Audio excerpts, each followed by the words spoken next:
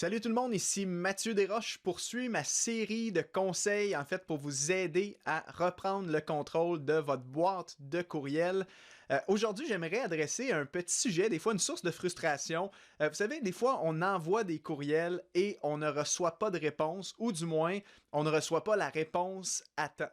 Je vais vous donner un petit truc pour vous assurer en fait que les gens vous répondent plus rapidement quand vous les contactez en fait pour leur demander quelque chose par le moyen des courriels. Donc on va faire un petit exemple, ok? Je vais aller tout de suite dans ma boîte de réception Gmail et dans le fond c'est très simple. Pour avoir plus de réponses quand vous allez envoyer un courriel, il va falloir que vous précisiez une petite chose. Vous allez juste avoir besoin en fait d'ajouter une ligne supplémentaire au courriel que vous allez envoyer. Donc, disons ici, dans cet exemple-là, que je veux contacter quelqu'un ici et je veux lui demander quelque chose.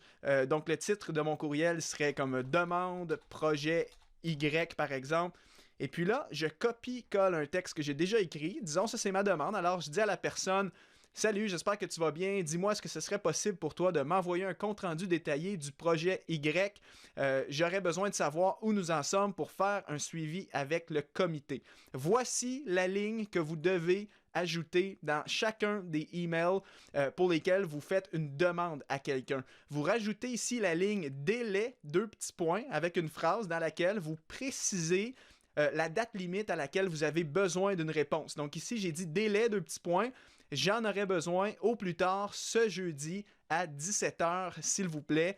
Merci beaucoup et bonne journée. Évidemment, mettre un petit bonhomme sourire, c'est toujours stratégique quand on demande quelque chose à quelqu'un pour que la personne voit qu'on est de bonne humeur. C'est pas contraignant, c'est juste une demande et tout ça. Et en ayant rajouté cette ligne-là de délai, vous allez voir, c'est fou. Honnêtement, le taux de réponse augmente considérablement. Même moi, personnellement, ça m'arrive dans la vie. Parfois, les gens me contactent, ils me demandent quelque chose et en fait, quand c'est des choses qui me tentent un peu moins ou c'est pas des tâches valorisantes pour moi, on dirait que j'ai tendance à reporter la réponse que je vais donner à ces gens-là.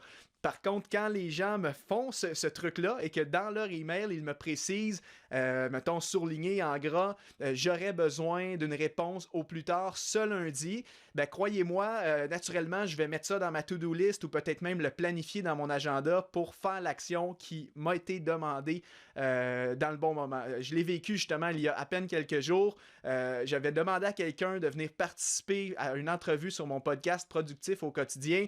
On était vendredi. Notre entrevue était prévue pour le vendredi suivant.